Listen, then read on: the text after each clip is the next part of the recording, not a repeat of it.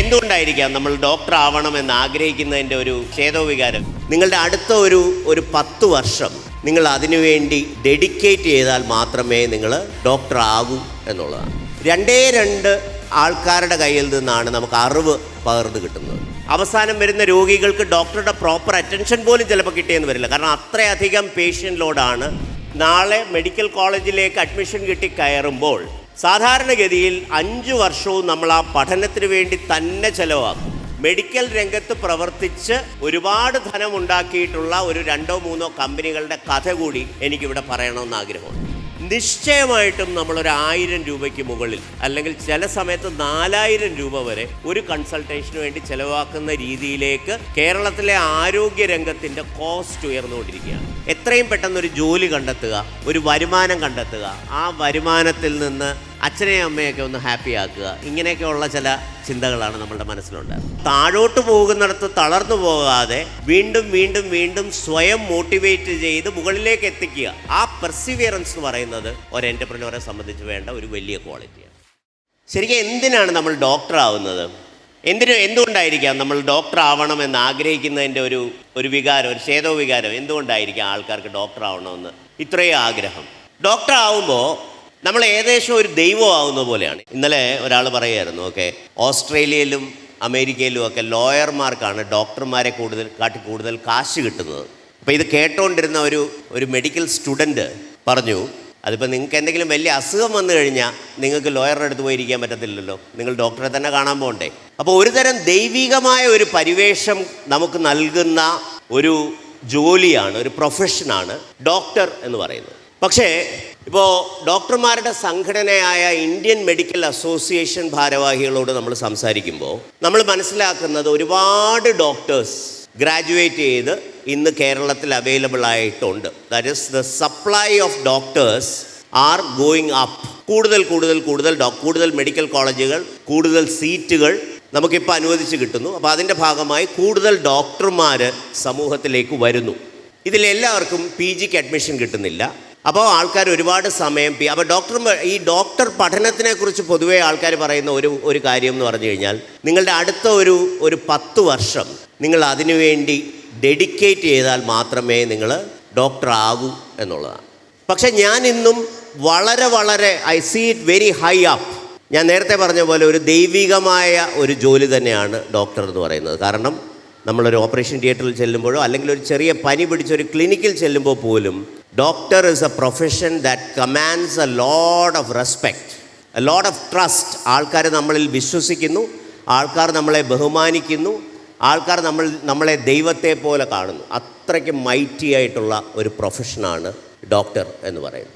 അപ്പോൾ ഇവിടെ എന്നെ എന്തിനാണ് വിളിച്ചത് എന്നുള്ള ഒരു ചോദ്യമാണ് ഞാൻ ഇങ്ങോട്ട് വന്നപ്പോൾ ആലോചിച്ചുകൊണ്ടിരുന്നത്. കാരണം നിങ്ങളെല്ലാവരും പഠിച്ചു മിടുക്കരായി ഡോക്ടർ ആവേണ്ട ആൾക്കാരാണ്. ഇവിടെ സംരംഭകത്വത്തിനോ അല്ലെങ്കിൽ എൻ്റർപ്രനോർഷിപ്പിനോ എന്ത് പ്രസക്തിയാണുള്ളത് എന്നുള്ളത് ഞാനിങ്ങനെ ഇങ്ങോട്ട് കാറി വന്നപ്പോൾ ആലോചിച്ചുകൊണ്ടിരിക്കുകയായിരുന്നു. അവിടെയാണ് ഈ മാറുന്ന സാങ്കേതിക വിദ്യകളും മെഡിക്കൽ പ്രൊഫഷനും തമ്മിലുള്ള ഒരു അഭേദ്യമായ ബന്ധം ഇന്ന് നിങ്ങളുടെ മുന്നിൽ എനിക്ക് അവതരിപ്പിക്കണം എന്ന് തോന്നിയത്. സാധാരണഗതിയിൽ നമ്മൾ ഇതുവരെ 10ാം ക്ലാസ്സിൽ പഠിച്ചു. ഞങ്ങളൊക്കെ പഠിക്കുന്ന കാലത്ത് 2 ആൾക്കാരുടെ കയ്യിൽ നിന്നാണ് നമുക്ക് അറിവ് പകർന്നു കിട്ടുന്നത്. അതാരൊക്കെയാണ്? ഒന്ന് ഊഹിക്കാമോ? Where do you get knowledge from? എവിടെ നിന്നാണ് നിങ്ങൾക്ക് അറിവ് കിട്ടുന്നത്? ടീച്ചർ ഒരാളാണ്. വേറെ ഏതെങ്കിലും മാർഗങ്ങളിൽ നിങ്ങൾക്ക് അറിവ് കിട്ടാറുണ്ടോ? പുസ്തകങ്ങൾ വായിക്കുന്ന വഴി നമുക്ക് അറിവ് കിട്ടും, അല്ലേ? പക്ഷേ ഇന്ന് നിങ്ങൾക്ക് അറിവ് കിട്ടാൻ നിങ്ങൾ എന്താണ് ചെയ്യുന്നത്? നിങ്ങൾക്കൊരു ചോദ്യമുണ്ടെങ്കിൽ നിങ്ങൾ എന്താണ് ചെയ്യുന്നത്? എത്ര പേര് ChatGPTയോട് ചോദിക്കും?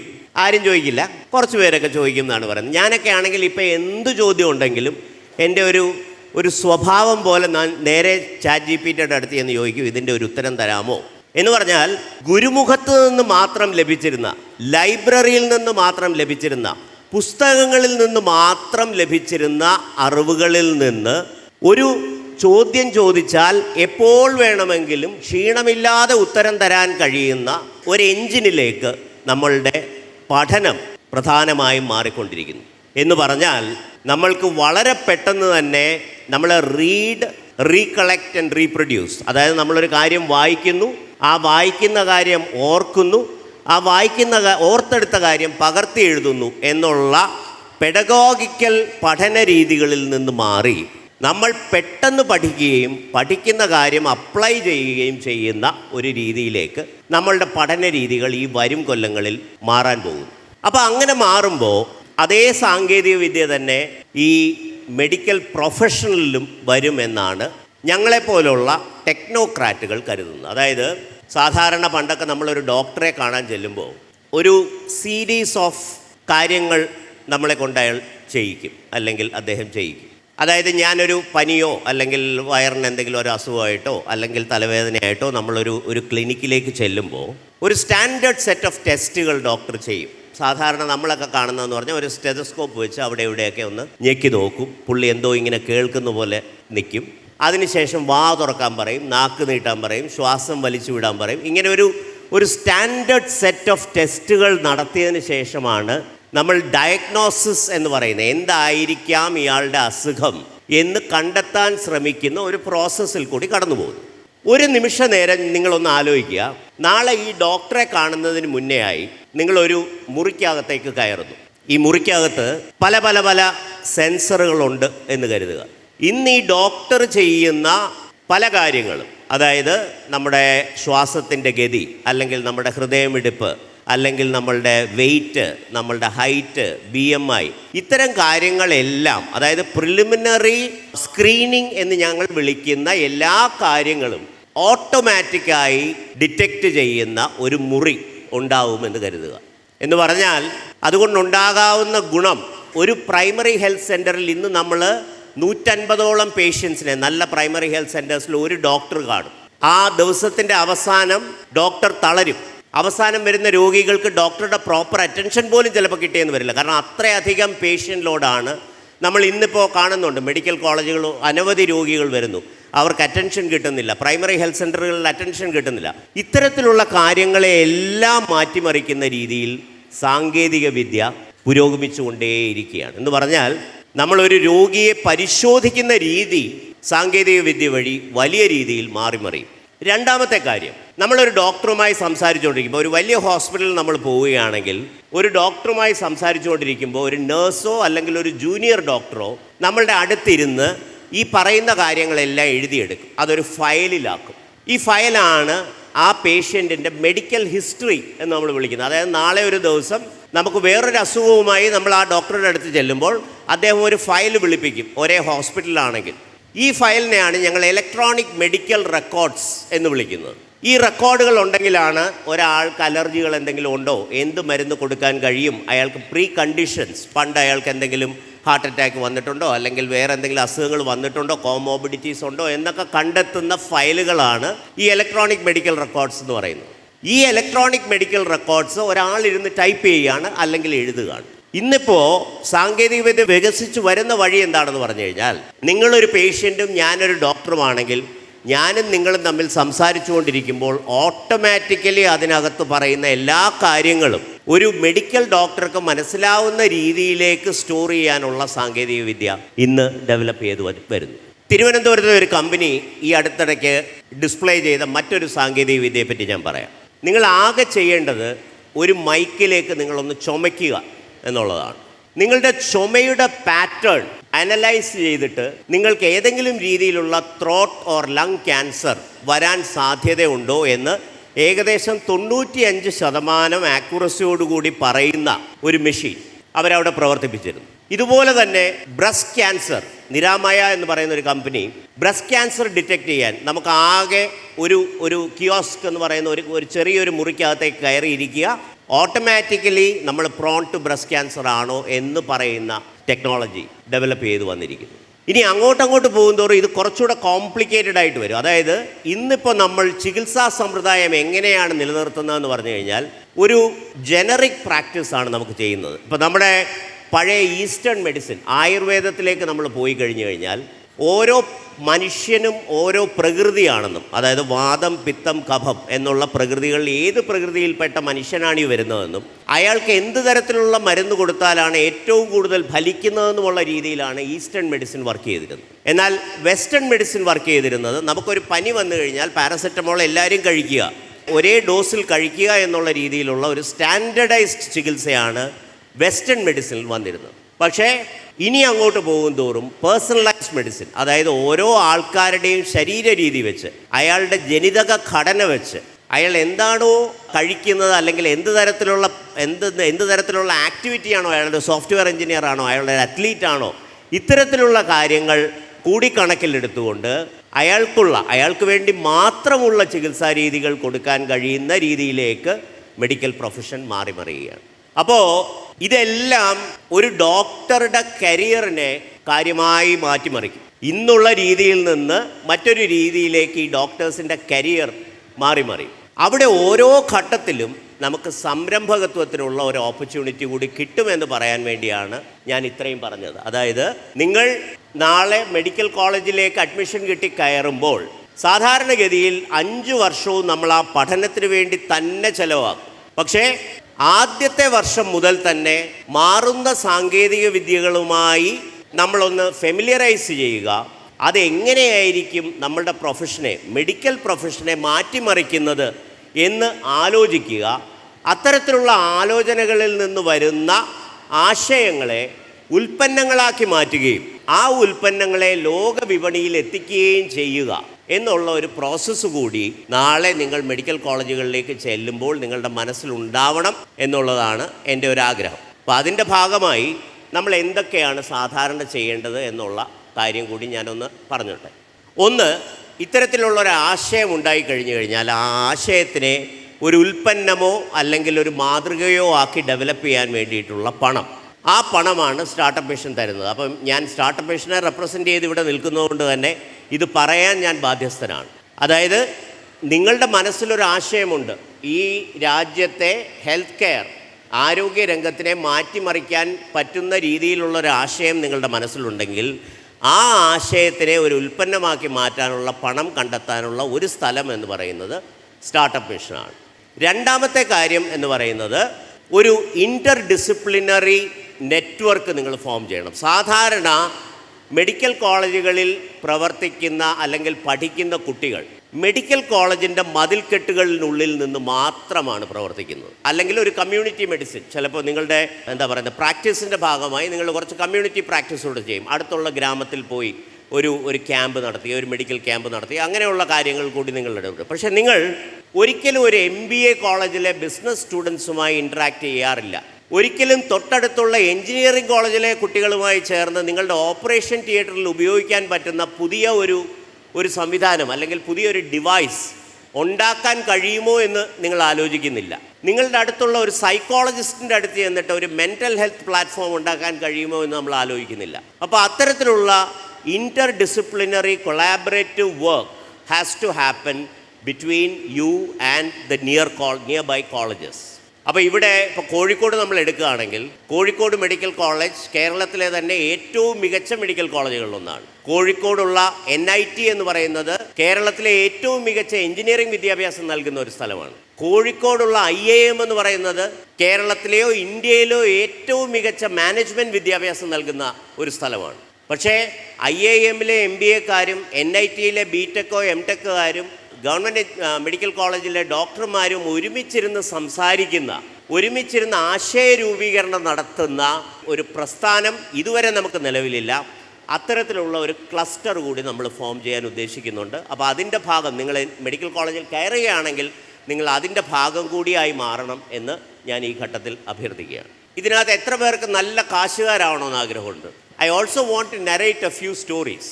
കേരളത്തിൽ നടക്കുന്ന മെഡിക്കൽ രംഗത്ത് പ്രവർത്തിച്ച് ഒരുപാട് ധനമുണ്ടാക്കിയിട്ടുള്ള ഒരു 2-3 കമ്പനികളുടെ കഥ കൂടി എനിക്കിവിടെ പറയണമെന്ന് ആഗ്രഹമുണ്ട്.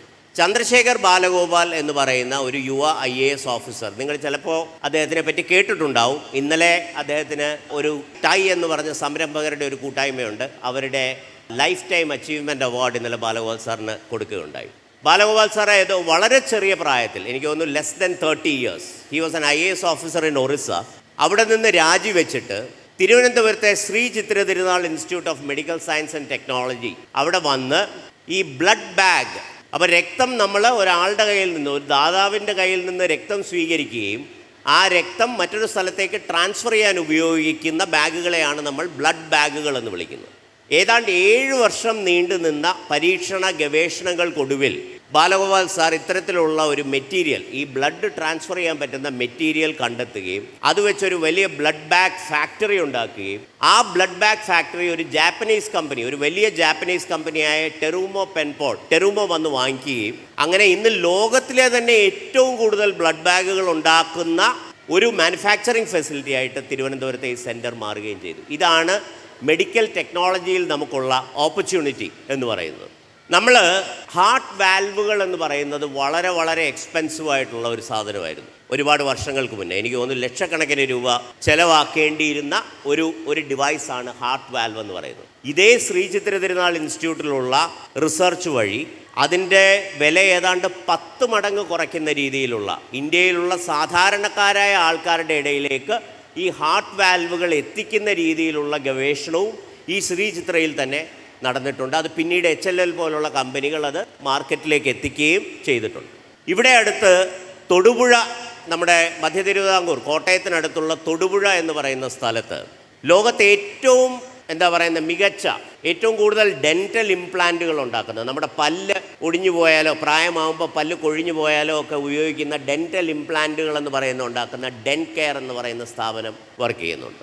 ഡയഗ്നോസ്റ്റിക് കിറ്റുകൾ, അതായത് നമുക്കൊരു അസുഖം വന്നു കഴിഞ്ഞാൽ ആ അസുഖം പെട്ടെന്ന് തന്നെ ഡയഗ്നോസ് ചെയ്യാൻ കഴിയുന്ന ഡയഗ്നോസ്റ്റിക് കിറ്റുകൾ ഉപയോഗിക്കുന്ന അല്ലെങ്കിൽ ഉൽപ്പാദിപ്പിക്കുന്ന അഗാപ്പെ ഡയഗ്നോസ്റ്റിക്സ് എന്ന് പറയുന്ന ഒരു വലിയ കമ്പനി എഗെയിൻ അങ്കമാലിയിലോ കൊച്ചിയിലോ വർക്ക് ചെയ്യുന്നുണ്ട്. അപ്പോൾ ഇത്തരത്തിലുള്ള മെഡിക്കൽ, പാലക്കാട് കഞ്ചിക്കോട് ക്ലസ്റ്ററിൽ ഒരുപാട് കമ്പനികൾ ഈ രീതിയിലുള്ള മെഡിക്കൽ ടെക്നോളജീസ്, ജയോൺ ഇംപ്ലാന്റ്സ് എന്നൊക്കെ പറയുന്ന കമ്പനികൾ വർക്ക് ചെയ്യുന്നുണ്ട്. അപ്പോൾ മെഡിക്കൽ ടെക്നോളജി എന്ന് പറയുന്ന ഏതാണ്ട് 70% എക്വിപ്മെൻറ്റ് ഇന്ന് ഇന്ത്യയിൽ ഉപയോഗിക്കുന്നത് നമ്മൾ പുറം രാജ്യങ്ങളിൽ നിന്ന് ഇറക്കുമതി ചെയ്യുന്നവയാണ്. എന്ന് പറഞ്ഞാൽ അതിൻ്റെ ഇൻഡിജിനൈസേഷൻ, ഇന്ത്യയിൽ തന്നെ അത് ഉൽപ്പാദിപ്പിക്കാനുള്ള ഒരു വലിയ ഓപ്പർച്യൂണിറ്റി നമ്മളുടെ മുന്നിൽ തുറന്നു നിൽക്കുകയാണ്.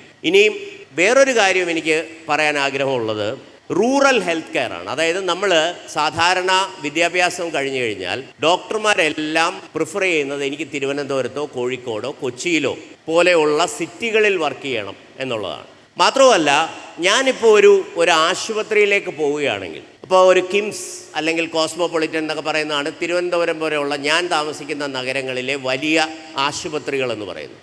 കേരളത്തിൽ ഈ അടുത്തിടെയായി നടക്കുന്ന ഒരു പ്രതിഭാസം എന്ന് പറയുന്നത് അമേരിക്കയിലെ തന്നെ വലിയ financial power houses, black stone എന്നൊക്കെ പറയുന്ന ലോകത്തിലെ ഏറ്റവും വലിയ കമ്പനികൾ അവരുടെ ഉടമസ്ഥതയിലാണുള്ളത്. ലോകത്തിൻ്റെ ബിസിനസ്സിൻ്റെ ഏതാണ്ട് 50% ബ്ലാക്ക് സ്റ്റോണിൻ്റെ കയ്യിലാണെന്ന് പറഞ്ഞാൽ പോലും തെറ്റില്ല.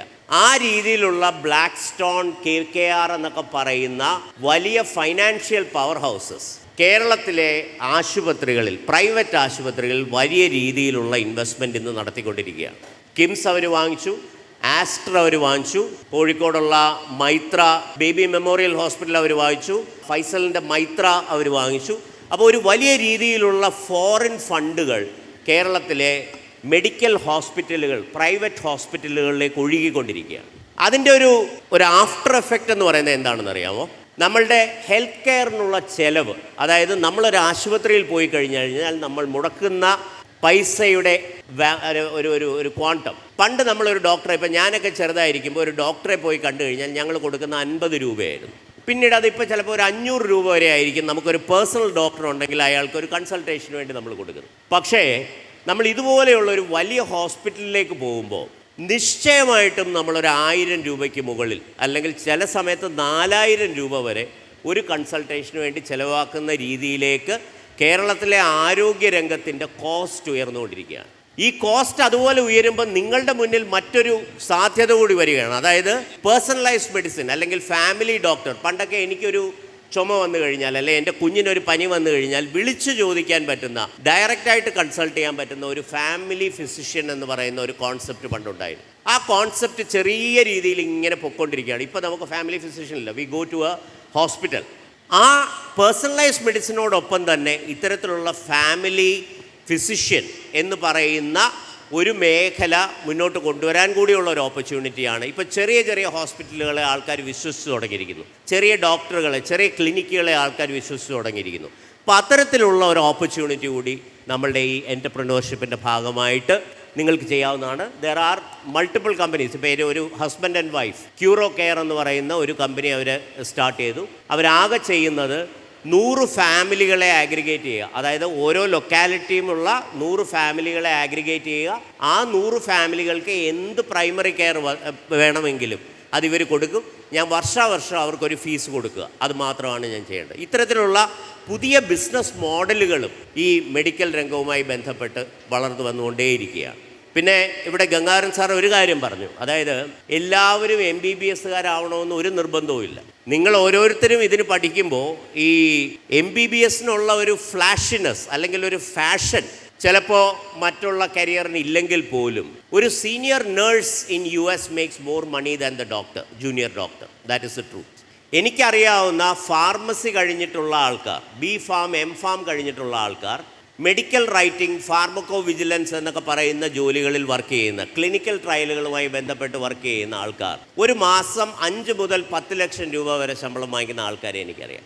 അപ്പോൾ ഫാർമസി ഉണ്ട്, വെറ്റിനറി സയൻസ് ഉണ്ട്, നഴ്സിംഗ് ഉണ്ട്, നമ്മുടെ MBBS ഉണ്ട്. അങ്ങനെ ഒരു wide variety of job opportunities are available. So even if നിങ്ങൾക്ക് MBBS കിട്ടിയില്ല, അതുകൊണ്ട് എൻ്റെ ജീവിതം അവസാനിച്ചു എന്ന് നിങ്ങൾ കരുതാനേ പാടില്ല.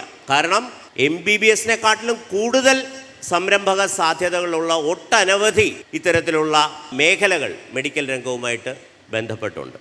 അപ്പോൾ ഞാൻ പറഞ്ഞു വരുന്നത് എന്താണെന്ന് പറഞ്ഞു കഴിഞ്ഞാൽ, ഒരു പ്രൈമറി കെയർ, ഞാനൊരു ഡോക്ടറാവുന്നു, ഞാൻ രോഗികളെ ചികിത്സിക്കുന്നു, എൻ്റെ ജീവിതം അങ്ങനെ ചികിത്സിച്ച് കഴിയുന്നു എന്നുള്ള ഒരു സ്റ്റാൻഡേർഡ് പെഡഗോഗിക്കൽ പാത്തിൽ നിന്ന് നിങ്ങൾ ഒരു മെഡിക്കൽ കോളേജിൽ കയറുമ്പോഴോ അല്ലെങ്കിൽ ഒരു മെഡിക്കൽ സ്കൂളിൽ മറ്റേതെങ്കിലും ഓക്സിലറി കോഴ്സസ് പഠിക്കാൻ കയറുമ്പോഴോ നിങ്ങൾ മറ്റുള്ള സംരംഭക സാധ്യതകൾ കൂടി മനസ്സിൽ വെച്ച് അത് നിങ്ങൾക്ക് ചുറ്റും കാണുന്ന കാര്യങ്ങളിൽ, ഇപ്പോൾ ലബോറട്ടറി ആയാലും നഴ്സിംഗ്, എമർജൻസി കെയർ ആയാലും ഓപ്പറേഷൻ തിയേറ്റർ ആയാലും റെഗുലർ OP ആയാലും ഇൻപേഷ്യൻ്റ് ആയാലും, ഇവിടെ ഓരോ സ്ഥലങ്ങളിലും നിങ്ങൾ ഡോക്ടർമാർ പറയുന്ന അൺമെറ്റ് നീഡ് എന്ന് പറയുന്ന ഒരു കാര്യം കാണും. എന്ന് പറഞ്ഞാൽ അവിടെ ഒരു ആവശ്യമുണ്ട്, പക്ഷേ ആ ആവശ്യത്തിനെ സപ്ലിമെൻ്റ് ചെയ്യാൻ കഴിയുന്ന ഒരു പ്രോഡക്റ്റ് നമ്മളുടെ മുന്നിലില്ല. ഇത് ഡോക്ടർമാർ എല്ലാ കാലത്തും പറഞ്ഞുകൊണ്ടേയിരിക്കുന്ന ഒരു കാര്യമാണ്.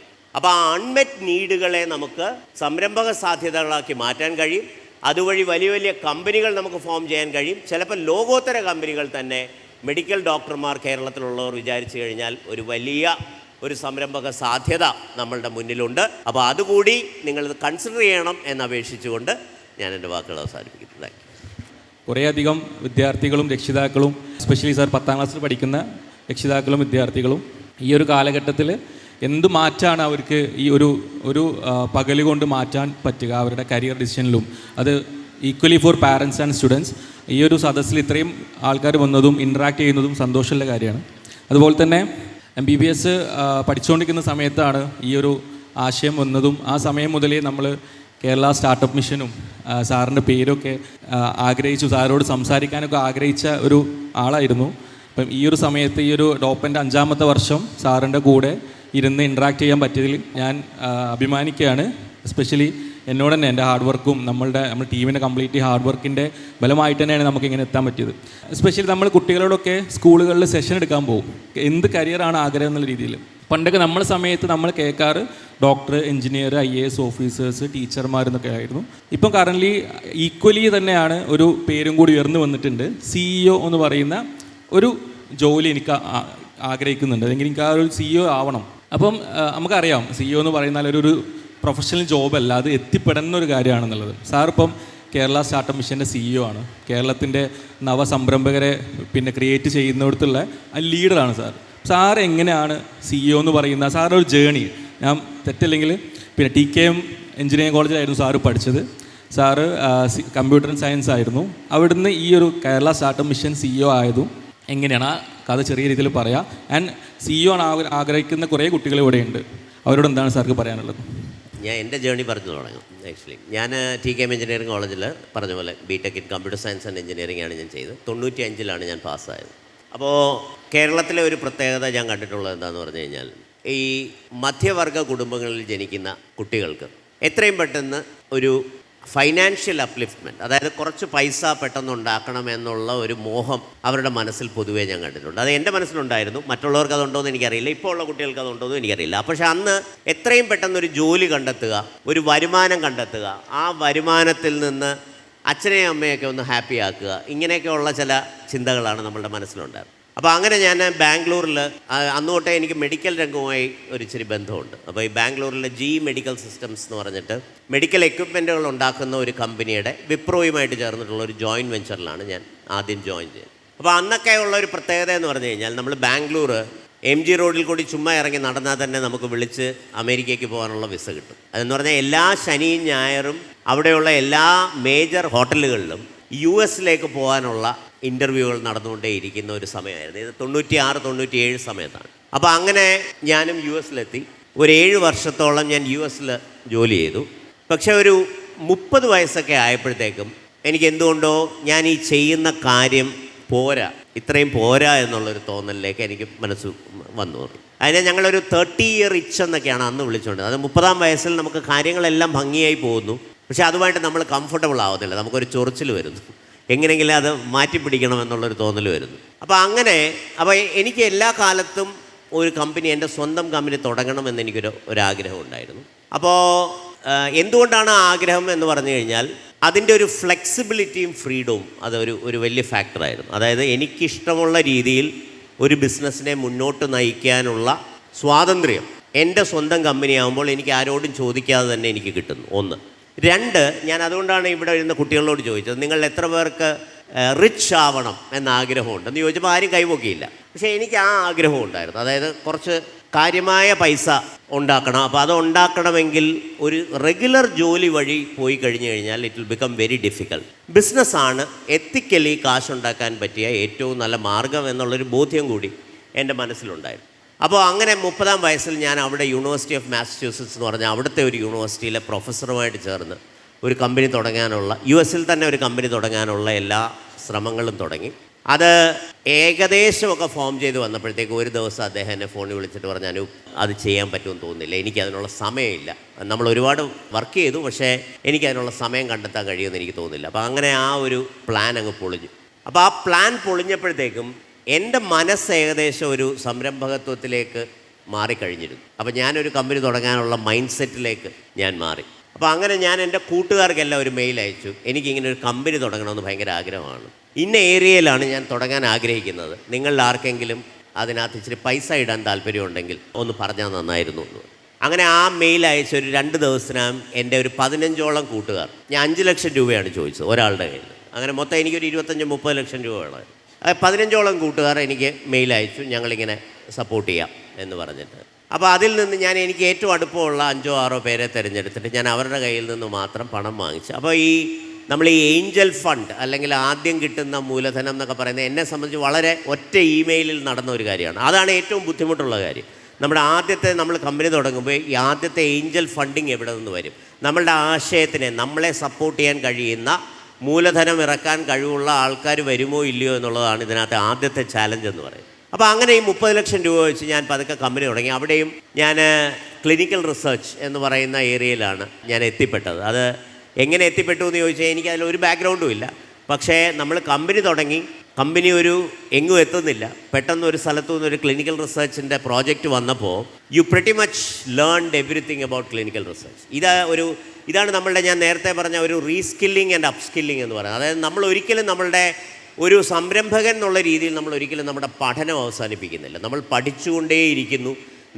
കാരണം ഇത് മറ്റാർക്കും വേണ്ടിയല്ല നമ്മൾ പഠിക്കുന്നത്, നമ്മളുടെ തന്നെ കമ്പനിക്ക് വേണ്ടിയാണ്. അപ്പോൾ അങ്ങനെ വരുമ്പോഴത്തേക്കും നമ്മൾ എന്ത് പഠിക്കാനും തയ്യാറാവും, എത്ര എഫേർട്ട് ഇടാനും തയ്യാറാവും, നമ്മൾ പുതിയ പുതിയ കാര്യങ്ങൾ പഠിച്ചുകൊണ്ടേയിരിക്കും. അങ്ങനെ ഏകദേശം 150ഓളം ആൾക്കാർ, ഫാർമസി, സ്റ്റാറ്റിസ്റ്റിക്സ്, കമ്പ്യൂട്ടർ സയൻസ്, ഇങ്ങനെയുള്ള ആൾക്കാരെ എല്ലാം കൂടെ ഒരുമിച്ച് കൂട്ടിയിട്ടുള്ള ഒരു ക്ലിനിക്കൽ ഡേറ്റ അനലിറ്റിക്സ് ടീമാണ് ഞാൻ ആദ്യമേ ബിൽഡ് ചെയ്തത്. 2004 തുടങ്ങി 2015 ആയപ്പോഴത്തേക്കും ആ കമ്പനി US മറ്റൊരു കമ്പനി വന്ന് അക്വയർ ചെയ്തു. അതായിരുന്നു എൻ്റെ ആദ്യത്തെ എക്സിറ്റ് എന്ന് പറയുന്നത്. അപ്പോൾ ഈ രണ്ടാമത്തെ സ്റ്റിൻറ്റ് ഓഫ് ഓൺടർപ്രണേഴ്സ്, പക്ഷേ ഞാൻ ഉദ്ദേശിച്ച രീതിയിലുള്ള പണം എനിക്ക് ആദ്യത്തെ സ്റ്റിൻറ്റിൽ നിന്ന് ഉണ്ടാക്കാൻ പറ്റിയില്ല. അപ്പോൾ സത്യത്തിൽ എൻ്റെ ആഗ്രഹം എന്ന് പറഞ്ഞു കഴിഞ്ഞാൽ ഒരു 40 വയസ്സാകുമ്പോഴത്തേക്കും കമ്പനി എക്സിറ്റ് ചെയ്ത് പണം ഉണ്ടാക്കി നിർത്തിയതിന് ശേഷം മറ്റ് ഏതെങ്കിലും ഒരു തൊഴിൽ മേഖലയിലേക്ക് ഇറങ്ങണമെന്നുള്ളത് തന്നെയായിരുന്നു എൻ്റെ ആഗ്രഹം. പക്ഷേ ആ 40 വയസ്സായപ്പോഴും ഞാൻ ഉദ്ദേശിച്ച രീതിയിലുള്ള വെൽത്ത് എനിക്ക് അതിൽ നിന്ന് അക്യുമുലേറ്റ് ചെയ്യാൻ പറ്റിയില്ല. അപ്പോൾ I only had another option, വീണ്ടും ഒരു കമ്പനി തുടങ്ങുക. അങ്ങനെ ഞാൻ രണ്ടാമത്തെ ഒരു കമ്പനി തുടങ്ങി. ആ രണ്ടാമത്തെ കമ്പനി ഇപ്പം ഞാൻ പറഞ്ഞു കഴിഞ്ഞാൽ ചിലപ്പോൾ ഞാൻ തള്ളുകയാണെന്ന് നിങ്ങൾക്ക് തോന്നും, പക്ഷേ ChatGPT ഉണ്ടാക്കൽ ആയിരുന്നു ഞങ്ങൾ ഇറങ്ങിത്തിരിച്ച ഇതെന്ന് പറയുന്നത്. LLM എന്ന് ഇപ്പോൾ നമ്മൾ വിളിക്കുന്ന. അന്ന് ഞങ്ങൾ പറഞ്ഞതെന്ന് പറഞ്ഞു കഴിഞ്ഞാൽ ഒരു കമ്പനിയുടെ എല്ലാ ഡോക്യുമെൻറ്റുകളും ഒരു സിസ്റ്റത്തിലേക്ക് കൊടുത്തിട്ട് ഒരു ചോദ്യം ചോദിച്ചു കഴിഞ്ഞാൽ ഉത്തരം കിട്ടുന്ന രീതിയിലുള്ള ഒരു സിസ്റ്റം. ഇതായിരുന്നു ഞങ്ങൾ ബിൽഡ് ചെയ്യാൻ ഇറങ്ങിത്തിരിച്ചത്. അപ്പോൾ ആദ്യത്തെ കമ്പനി റീസണബിളി സക്സസ്ഫുൾ ആയതുകൊണ്ട് രണ്ടാമത്തെ കമ്പനിയിലേക്ക് എനിക്കൊരാൾ $250,000, അതായത് ഏകദേശം ഒരു 2 കോടി രൂപ, 2-2.5 കോടി രൂപ ഇതായിട്ട് തന്നു. അത് ഞങ്ങൾ കൊണ്ടുപോയി. പക്ഷേ 2020 ആയപ്പോഴാണ് നമ്മുടെ ഓപ്പൺ AIയുടെ ഈ ChatGPT വരുന്നതും അതുവരെ നമ്മൾ ചെയ്ത എല്ലാ പണികളും ഈ വാട്ടർ അണ്ടർ ദ ബ്രിഡ്ജ്, വെള്ളത്തിലങ്ങ് ഒലിച്ചു പോകുന്നത് പോലെ ഒലിച്ചു പോയത്. അപ്പോൾ ഞങ്ങൾ എന്ത് ചെയ്തു? ഞങ്ങൾ വളരെ പെട്ടെന്ന് തന്നെ അതിനെ ഒന്ന് പിവട്ട് ചെയ്തിട്ട് വീണ്ടും നമുക്കറിയാവുന്ന ഡൊമെയിൻ, മെഡിക്കൽ ഡൊമെയിനിൽ ഈ ലിറ്ററേച്ചർ ജനറേഷൻ എന്ന് പറഞ്ഞൊരു പരിപാടിയുണ്ട്. അതായത് മെഡിക്കൽ റൈറ്റേഴ്സ് ഇരുന്ന് ചെയ്യുന്ന ഒരു പരിപാടി. അതിപ്പോൾ നമ്മൾ പുതിയൊരു ഡ്രഗിനുള്ള ആപ്ലിക്കേഷൻ ആയാലും അല്ലെങ്കിൽ മാർക്കറ്റിംഗ് മെറ്റീരിയൽ ആയാലും അല്ലെങ്കിൽ അങ്ങനെ കണ്ടിന്യൂ അപ്പോൾ അങ്ങനത്തെ ലിറ്ററേച്ചർ ഓട്ടോമാറ്റിക്കലി ജനറേറ്റ് ചെയ്യുന്ന ഒരു കമ്പനിയാക്കി നമ്മൾ അതിനെ പിവട്ട് ചെയ്ത് രാജ്യത്തെ ലോകത്തെ പ്രമുഖ ഫാർമസ്യൂട്ടിക്കൽ കമ്പനികൾ പലരും നമ്മുടെ കസ്റ്റമേഴ്സായിട്ട് വന്നു. 2022 അതും ഒരു US കമ്പനി വന്ന് അക്വയർ ചെയ്തു, which was A reasonably good exit. അപ്പോൾ ആ സമയത്താണ് സ്റ്റാർട്ടപ്പ് മിഷൻ്റെ പോസ്റ്റിംഗ് വരുന്നതും ഞാൻ അതിന് അപ്ലൈ ചെയ്യുന്നതും ഇതിലേക്ക് വരുന്നത്. അപ്പോൾ എൻ്റെ നേരത്തെ ഡോക്ടർ ചോദിച്ച ചോദ്യം എന്ന് പറയുന്നത് CEO ജേർണി എങ്ങനെയാണെന്നുള്ളതാണ്. എൻ്റെ കേസിൽ ഞാനങ്ങ് തീരുമാനിക്കുകയായിരുന്നു, എനിക്കൊരു കമ്പനി തുടങ്ങണം, ഞാനായിരിക്കും അതിൻ്റെ CEO. ബിക്കോസ് എനിക്ക് അത് ചെയ്തെടുക്കാൻ കഴിയുമെന്നുള്ള ആത്മവിശ്വാസം ഉണ്ടായിരുന്നു, പഠിക്കാനുള്ള ഒരു മനസ്സെനിക്കുണ്ടായിരുന്നു, അത് എന്നെ വിശ്വസിച്ച് അതിനകത്ത് പണമിടാനുള്ള കുറച്ച് ആൾക്കാരുണ്ടായിരുന്നു. അപ്പോൾ ഇതെല്ലാം കൂടെ കമ്പൈൻ ചെയ്യുമ്പോഴാണ് നമ്മൾക്കൊരു CEO ആയി മാറാൻ കഴിയുന്നത്. ഓക്കെ, ഒരു ലാസ്റ്റ് ക്വസ്റ്റ്യൻ പിന്നെ സ്റ്റുഡൻസ് ചോദിക്കും. നമ്മളിപ്പം ഈ കേൾക്കുന്നത് ഇപ്പം ടു ബി ഓപ്പൺ, ഈ ഒരു സാറിൻ്റെ ഈ ഒരു 5-10 മിനിറ്റിൻ്റെ ഈ ഒരു ക്ലാസ് എന്ന് പറഞ്ഞാൽ ഓപ്പൺലി ഒരു IIM-ലോ അവിടെ നിന്നൊക്കെ കിട്ടുന്ന ഇവിടെ ഇതിലിപ്പോൾ പാരൻസിനും വിദ്യാർത്ഥികൾക്കും ഒരേപോലെ യൂസ്ഫുൾ ആയ ഒരു ക്ലാസ് ആയിരുന്നു കിട്ടിയത്. Very happy for that. ഇനി നമ്മൾ ഇതിലിപ്പോൾ എൻ്റർപ്രണേഴ്സ് ആവാൻ ആഗ്രഹിക്കുന്ന കുറേ ആൾക്കാരുണ്ട്, സ്റ്റുഡൻസും ഉണ്ട്, പാരൻസും ഉണ്ടാവാം. ഇവർക്കൊക്കെ എന്ത് സ്കില്ലാണ് അവർ, ഒരു അക്കാഡമിക്കൽ സ്കില്ലാണോ അതോ പ്രോബ്ലം സോൾവിങ് സ്കില്ലാണോ അവർക്ക് വേണ്ടത്? അതേപോലെ തന്നെയാണ് കുട്ടികൾക്കൊക്കെ ഇപ്പം ഈ സോഷ്യൽ മീഡിയയിലൊക്കെ അതിപ്രസരം കാരണം സ്കൂളിൽ പോകണോ, നേരെ ബിസിനസ് തുടങ്ങിയാൽ പോരെ, കോളേജിൽ പോകേണ്ട കാര്യമുണ്ടോ, കോളേജിൽ എന്തിനാണ് ഇത്ര അധികം പഠിക്കുന്നത്, കുറച്ച് നമുക്ക് ഇഷ്ടമുള്ള സബ്ജക്റ്റ് മാത്രം പഠിച്ചാൽ പോരെ, അങ്ങനത്തെ ഒരു കോൺട്രവേഴ്സിയും ഈ ഒരു ജനറേഷനിൽ നിലനിൽക്കും, സാറിന് അറിയുന്നുണ്ടാവും. അപ്പം ഈ കുട്ടികളോട് എന്താണ് ഒരു എൻ്റർപ്രണർ, അത് ഇപ്പോൾ സാറ് പറഞ്ഞ പോലെ ഞാൻ കോഴിക്കോട് മെഡിക്കൽ കോളേജിൽ നിന്നാണ് MBBS കഴിഞ്ഞ് നമ്മളെല്ലാവരും വി ആർ കറൻ്റ്ലി ഒരു എൻ്റർപ്രണർ, ഒരു സംരംഭം റൺ ചെയ്യുന്നുണ്ട്. സാറും ഇതേപോലെ TKM കഴിഞ്ഞ ആളാണ്. അതേപോലെ നമ്മൾ സൊമാറ്റോ, സോഹോ, പെർപ്ലെക്സിറ്റി ഇവരൊക്കെ IIT IIM എന്നൊക്കെ അത്രയും വലിയ കോളേജുകളിൽ നിന്ന് പിന്നെ പഠിച്ചിറങ്ങിയ ആൾക്കാരാണ്. അപ്പോൾ അതിൻ്റെ ഒരു ബെനിഫിറ്റ് എന്താണ്, പ്ലസ് എന്താണ് സാർക്ക് ഇവർക്ക് കൊടുക്കാനുള്ള ഒരു അഡ്വൈസ്? നമ്മൾ സാധാരണ ഈ ഡ്രോപ്പ് ഔട്ട് ചെയ്യുക എന്ന് പറയുന്ന ഒരു ഫാഷൻ പോലെ ഇപ്പോൾ കുട്ടികൾ പറയാറുണ്ട്. അപ്പോൾ നമ്മൾ അവിടെയാണ് നമുക്ക് നമ്മുടെ കഴിവുകളെക്കുറിച്ചുള്ള ബോധ്യം ഉണ്ടാകേണ്ടത്. ഇപ്പോൾ മാർക്ക് സൂക്കർബർഗ് ഹാർവാർഡിൽ നിന്ന് ഡ്രോപ്പ് ഔട്ട് ചെയ്തിട്ടാണ് ഫേസ്ബുക്ക് തുടങ്ങിയതെന്ന് പറയുമ്പോൾ ഹാർവാർഡിലെ കമ്പ്യൂട്ടർ സയൻസ് പ്രൊഫസർമാരെ നേരിട്ട് ചാലഞ്ച് ചെയ്യാനുള്ള അത്രയും അറിവ്, ഇപ്പോൾ നമ്മൾ സോഷ്യൽ നെറ്റ്വർക്ക് എന്ന് പറയുന്ന സിനിമ കണ്ടിട്ടുണ്ടെങ്കിൽ നമുക്കൊരു ഏകദേശം ഐഡിയ കിട്ടും അയാൾ എങ്ങനത്തെ ആളായിരുന്നു എന്നുള്ളത്. അപ്പം നമ്മുടെ അധ്യാപകനെ ചാലഞ്ച് ചെയ്യാൻ, അല്ലെങ്കിൽ അധ്യാപകൻ്റെ അറിവിനപ്പുറത്തേക്കുള്ള അറിവ് നമ്മൾ ഓൾറെഡി ആർജിച്ചിട്ടുണ്ടെങ്കിൽ പിന്നെ അവിടെ ഇരുന്ന് സമയം കളയേണ്ട കാര്യമില്ല എന്നുള്ളത് സത്യമാണ്. പക്ഷേ നമ്മളിൽ എത്ര പേർക്ക് അത്തരത്തിലുള്ള അറിവുണ്ടെന്നുള്ളത് നമ്മൾ സ്വയം ഒന്ന് ചിന്തിക്കേണ്ടതാണ്. പക്ഷേ ഈ ചോദ്യത്തിനുള്ള യഥാർത്ഥത്തിലുള്ള ഉത്തരം ഞാൻ നേരത്തെ പറഞ്ഞതാണ്. അതായത് പണ്ട് അറിവെന്ന് പറയുന്നത് നമുക്ക് ഗുരുമുഖത്ത് നിന്നും പുസ്തകങ്ങളിൽ നിന്നുമാണ് കൂടുതലായും ലഭിച്ചുകൊണ്ടിരുന്നത്. പക്ഷേ ഇന്ന് അതിൻ്റെ സ്വഭാവം മാറി, അറിവ് ആർജിക്കുന്ന രീതി വലിയ രീതിയിൽ മാറിക്കൊണ്ടിരിക്കുകയാണ്. വിച്ച് മീൻസ് ഈ ലൈസൻസ്ഡ് ജോബുകൾ എന്ന് നമ്മൾ വിളിക്കുന്ന ചില ജോലികളുണ്ടല്ലോ. അതായത് ഇപ്പോൾ ഒരു ഡോക്ടർ ആവണമെങ്കിൽ എനിക്കൊരു ലൈസൻസ് വേണം, ഒരു ലോയർ ആവണമെങ്കിൽ എനിക്കൊരു ലൈസൻസ് വേണം. ഇതുപോലെ ഒരു ലൈസൻസ്ഡ് ആയിട്ടുള്ള ചില ജോലികളുണ്ട്. ആ ജോലികൾ ആ ലൈസൻസ് നിലനിൽക്കുന്നിടത്തോളം കാലം, അല്ലെങ്കിൽ ലൈസൻസ് രാജ് നിലനിൽക്കുന്നിടത്തോളം കാലം ഇതിന് നമ്മൾ വിദ്യാഭ്യാസ സ്ഥാപനത്തിൽ പോയി പഠിച്ച് കംപ്ലീറ്റ് ചെയ്താൽ മാത്രമേ നമുക്ക് പ്രാക്ടീസ് ചെയ്യാൻ പറ്റത്തുള്ളൂ. പക്ഷേ സ്ഫടികം എന്ന് പറയുന്ന സിനിമ ഇവിടെ എത്ര പേര് കണ്ടു കാണുമെന്ന് എനിക്കറിയത്തില്ല. കുട്ടികൾ കണ്ടിട്ടുണ്ട്, പക്ഷേ നമ്മൾ ഇച്ചിരി പ്രായമുള്ള എല്ലാ ആൾക്കാരും സ്ഫടികം എന്ന് പറയുന്നൊരു സിനിമ കണ്ടു കാണും. അതിൽ മോഹൻലാലിൻ്റെ ചെറുപ്പകാലത്ത് മോഹൻലാലിനെ ഇപ്പോൾ നമ്മൾ ഫാഷനബിളായിട്ട് പറയുന്ന ഒരു മേക്കറാണ് മോഹൻലാൽ. അതായത് നമ്മൾ ക്ലാസ്സിൽ കണക്കിലൊന്നാമനല്ല, പക്ഷേ ഒരു സോപ്പ് വെട്ടി റേഡിയോ ഉണ്ടാക്കാൻ കഴിവുള്ള ഒരാളാണ്. നമ്മൾ നോക്കിക്കഴിഞ്ഞ് കഴിഞ്ഞാൽ നമ്മുടെ നാടുകളിലെല്ലാം അത്തരത്തിലുള്ള മേക്കേഴ്സ് ഉണ്ട്. ഇനിയുള്ള കാലം ആ മേക്കേഴ്സിൻ്റെ ആണെന്നാണ് ഞാൻ വിശ്വസിക്കുന്നത്.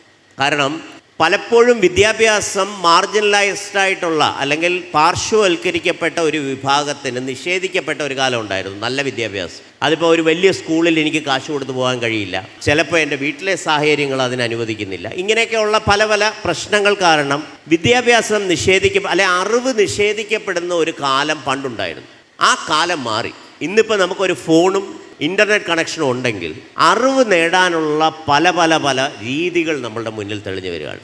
പക്ഷേ വെറും അറിവ് കൊണ്ട് എന്താണ് കാര്യം? ഈ അറിവ് സമൂഹത്തിന് പ്രയോജനകരമായ രീതിയിൽ ട്രാൻസ്ലേറ്റ് ചെയ്യപ്പെടുമ്പോഴാണല്ലോ നമ്മൾ പഠിക്കുന്ന മാത്സിനും നമ്മൾ പഠിക്കുന്ന ഫിസിക്സിനും ഒക്കെ ഒരു ഉപയോഗം ഉണ്ടാകുന്നത്, നമുക്കൊരു സന്തോഷം ഉണ്ടാകുന്നു. അപ്പോൾ അത്തരത്തിൽ എനിക്ക് പുതിയ തലമുറയോട് പറയാനുള്ളതെന്ന് പറഞ്ഞു കഴിഞ്ഞാൽ, നിങ്ങൾ എന്ത് പഠിക്കുമ്പോഴും ആ പഠനത്തിൻ്റെ ആപ്ലിക്കേഷൻ കൂടി ഒന്ന് എക്സ്പീരിയൻസ് ചെയ്ത് പഠിക്കുക എന്നുള്ളത് വളരെ വളരെ വളരെ ഇമ്പോർട്ടൻ്റ് ആണ്. അങ്ങനെ ചെയ്യുന്ന ആൾക്കാർക്കാണ് ഇതിലുള്ള ബുദ്ധിമുട്ടുകൾ എന്താണെന്ന് മനസ്സിലാവുന്നത്, ഇത് വെച്ച് എന്ത് പുതിയ പ്രോഡക്റ്റുകൾ ഉണ്ടാക്കാൻ പറ്റുമെന്ന് മനസ്സിലാവുന്നത്, എങ്ങനെ പുതിയ രീതിയിൽ ഇപ്പോൾ ഒരു മെഡിക്കൽ കരിയർ മുന്നോട്ട് കൊണ്ടുപോകണമെന്ന് ആലോചിക്കാൻ കഴിയുന്നത്. ഇതെല്ലാം അത്തരത്തിൽ ചിന്തിക്കുന്ന മേക്കേഴ്സ് എന്ന് വിളിക്കുന്ന ഒരു വിഭാഗത്തിലേക്ക്. അപ്പം എന്താണ് നാളെയുടെ ഏറ്റവും വലിയ സ്കിൽ? നാളെയുടെ ഏറ്റവും വലിയ സ്കിൽ എന്ന് പറയുന്നത് നമ്മുടെ ബേസിക് സയൻസസ് തന്നെയാണ്. അതിൻ്റെ മുകളിൽ നമുക്ക് കൊണ്ടുവരാൻ കഴിയുന്ന ഇമാജിനേഷൻ, ക്രിയേറ്റിവിറ്റി, എന്താണ് നമുക്കൊരു പുതിയ കാര്യം അത് വെച്ച് ചെയ്യാൻ പറ്റും എന്ന് ആലോചിക്കാൻ കഴിയുന്നിടത്താണ് നമ്മളുടെ ജീവിതം മാറി മറിയുന്നത്. Okay, thank you for wonderful reply. Sir, ഞാൻ ഇൻഡിക്കേറ്റഡ് സ്കൂൾ 1 ഒരു സ്റ്റുഡൻ്റാണ്. അപ്പോൾ നിങ്ങളെ ഫീൽഡിൽ അത്യാവശ്യം സക്സസ്ഫുൾ ആയൊരു പേഴ്സൺ ആണല്ലോ. സാറ് ഈ 2 എലമെൻറ്റ്സ് ഉണ്ടല്ലോ, സ്കില്ല് അതുപോലെ തന്നെ ഹാർഡ് വർക്ക്, അതിനെ 10-ൽ റേറ്റ് ചെയ്യുകയാണെങ്കിൽ ഏതിനായിരിക്കും കൂടുതൽ പ്രിഫറൻസ് കൊടുക്കുക? സ്കില്ലിലാണോ ഹാർഡ് വർക്കിനാണോ കൂടുതൽ പ്രിഫറൻസ് എന്നുള്ളതാണ്. അതൊരു എൻ്റർപ്രനർഷിപ്പ് ഇതിൽ നിന്നാണോ ചോദിക്കുന്നത്? ഓക്കെ, അവിടെയാണെങ്കിൽ ഞാൻ ഒരു കാര്യം പറയാം. എല്ലാ ആൾക്കാർക്കും എല്ലാ സ്കില്ലുകളും ഉണ്ടാവില്ലല്ലോ, അല്ലേ? എൻ്റർപ്രനർഷിപ്പിലെ എന്ത് സ്കില്ലിനാണ് നമുക്ക് ഇത് കൊടുക്കേണ്ടതെന്ന് പറഞ്ഞാൽ, ഒരു CEO കൊടുക്കേണ്ട ഏറ്റവും ശ്രദ്ധയൂന്നേണ്ട ഒരു സ്ഥലം എന്ന് പറയുന്നത് ടീം വർക്കാണ്. കാരണം nobody in this world will be able to do large things or great things alone. ഒരു സയൻറ്റിസ്റ്റ് പോലും അയാളുടെ കീഴിൽ വർക്ക് ചെയ്യുന്ന ജൂനിയർ റിസർച്ചർമാരുടെ കൂടി ഹെൽപ്പോട് കൂടിയാണ് പുതിയ കണ്ടുപിടുത്തങ്ങൾ എപ്പോഴും നടത്തുന്നത്. ഒരു ലാബ് എപ്പോഴും റൺ ചെയ്യുന്നത് ഒരു പറ്റം ആൾക്കാരാണ്. ഒരു കമ്പനി എപ്പോഴും റൺ ചെയ്യുന്നത് ഒരു പറ്റം ആൾക്കാരാണ്. അപ്പോൾ ആൾക്കാരോട് നെറ്റ്വർക്ക് ചെയ്ത് ഓരോ ആൾക്കാർക്കും വേണ്ട രീതിയിലുള്ള ട്രീറ്റ്മെൻറ്റ് കൊടുത്ത് അവരെ ഒരുമിച്ചൊരു ടീമായി കൊണ്ടുപോവുകയും ആ ടീമിൽ നിന്ന് വലിയ വലിയ വലിയ റിസൾട്ടുകൾ ഉണ്ടാക്കാൻ കഴിയുകയും ചെയ്യുക എന്ന് പറയുന്നതായിരിക്കും ലോകത്തിൽ ഇപ്പോഴും അതെ ഏറ്റവും വലിയ സ്കില്ലെന്ന് പറയുന്നത്. അതാണ് രാഷ്ട്രീയ നേതാക്കന്മാർ പലപ്പോഴും ചെയ്യുന്നത്, അതാണ് വലിയ കമ്പനികൾ പലപ്പോഴും ചെയ്യുന്നത്, അതാണ് നല്ല റിസർച്ച് ലാബുകൾ പലപ്പോഴും ചെയ്യുന്നത്. അപ്പോൾ building great teams, effective teams is a skill that you need to have. രണ്ടാമത് പറഞ്ഞ ഹാർഡ് വർക്കിൻ്റെ കാര്യമാണ്. ഹാർഡ് വർക്ക് ഞാൻ പറയാം അതൊരു മിത്താണ്. പറയാൻ കാര്യം എന്ന് പറഞ്ഞു കഴിഞ്ഞാൽ, ഇപ്പം ഞാനൊക്കെ പഠിക്കുന്ന സമയത്ത് എൻ്റെ അമ്മ എന്നെ ഭയങ്കരമായിട്ട് നിർബന്ധിച്ച് പഠിപ്പിക്കും. അതായത് നീ പഠിച്ചോടാ എന്നിങ്ങനെ ചോദിച്ചുകൊണ്ടേയിരിക്കും. അപ്പം ഞാൻ ഇപ്പോൾ തിരിഞ്ഞു നോക്കുമ്പോൾ രാവിലെ 4 മണിക്ക് എണീറ്റ് ഞാൻ 7 മണി വരെ പഠിക്കുന്ന സമയത്ത് യഥാർത്ഥത്തിൽ ഞാൻ എത്ര സമയം പഠിക്കുന്നു എന്ന് ആലോചിക്കുമ്പോഴാണ് നമ്മൾ ഫോക്കസ്ഡ് വർക്ക് എത്ര ചെയ്തില്ല എന്ന് നമുക്ക് മനസ്സിലാവും. അതായത് കണ്ടിന്യൂസ് ആയിട്ട് 4-5 മണിക്കൂർ ഇരുന്ന് പഠിക്കാൻ നമുക്ക് പറ്റില്ല എന്നുള്ളത് സയൻറ്റിഫിക്കലി പ്രൂവൺ ആണെന്നാണ് ഞാൻ വിശ്വസിക്കുന്നത്. വൈശാഖിന് പ്രോബ്ലം അതിനെക്കുറിച്ച് കൂടുതൽ പറയാൻ കഴിയുമായിരിക്കും. കാരണം നമ്മുടെ അറ്റൻഷൻ സ്പാൻ എന്ന് പറയുന്നത് ഒരു 25 മുതൽ, അതുകൊണ്ടാണ് 40 മിനിറ്റ് പീരീഡുകൾ സ്കൂളുകളിൽ ഇൻട്രൊഡ്യൂസ്. 40 മിനിറ്റ് കഴിയുമ്പോൾ ഒരു ബ്രേക്ക് എടുത്തിട്ടാണ് നമ്മൾ അടുത്ത പീരീഡിലേക്ക് പോകുന്നത്. എന്ന് പറയുന്നത് പോലെ rather than hard work you should try to do smart work, focused work. അതായത് നമ്മൾ അരമണിക്കൂറാണ് പഠിക്കുന്നതെങ്കിലും, അരമണിക്കൂറാണ് പണിയെടുക്കുന്നതെങ്കിൽ, ആ അരമണിക്കൂർ അതിൽ ഫുള്ളി ഫോക്കസ്ഡ് ആയിട്ട് റീല് കാണാതെ, വാട്സാപ്പ് നോക്കാതെ, ഫോൺ എടുത്ത് എറിഞ്ഞു കളഞ്ഞതിന് ശേഷം ചെയ്യാൻ പറ്റുന്ന ജോലിയാണ് ഫോക്കസ്ഡ് വർക്ക് എന്ന് പറയുന്നത്. ആ focused work is very important along with your skills. Now ഇതിനെ ഞാൻ വേറൊരു വാക്കുകൂടി ഇതിനകത്ത് പറയാം, വിച്ച് ഇസ് പെർസിവിയറൻസ്. അതായത് തോറ്റു പോകുന്നിടത്ത് തളർന്നു പോകാതെ വീണ്ടും വീണ്ടും വീണ്ടും പരിശ്രമിച്ചുകൊണ്ടിരിക്കുക എന്ന് പറയുന്നത് ഒരു എൻ്റർപ്രന്യൂറെ സംബന്ധിച്ചിടത്തോളം ഉള്ള ഏറ്റവും വലിയ സ്കില്ലുകളിലൊന്നാണ്. കാരണം ഒരു എൻ്റർപ്രന്യൂറുടെയും ജേണി അത്ര എന്താ പറയുന്നത് സ്മൂത്ത് ആൻഡ് എല്ലാം നമ്മളുടെ കയ്യിലേക്ക് ഓട്ടോമാറ്റിക്കലി വരുന്ന രീതിയിൽ ഒരു സംരംഭകനോ സംരംഭകയോ ഇതുവരെയും ഒരു കമ്പനി ഉണ്ടാക്കി കാണില്ല. അപ്പോൾ താഴോട്ട് പോകുന്നിടത്ത് തളർന്നു പോകാതെ വീണ്ടും വീണ്ടും വീണ്ടും സ്വയം മോട്ടിവേറ്റ് ചെയ്ത് മുകളിലേക്ക് എത്തിക്കുക. ആ പെർസിവിയറൻസ് എന്ന് പറയുന്നത് ഒരു എൻ്റർപ്രന്യൂറെ സംബന്ധിച്ച് വേണ്ട ഒരു വലിയ ക്വാളിറ്റി.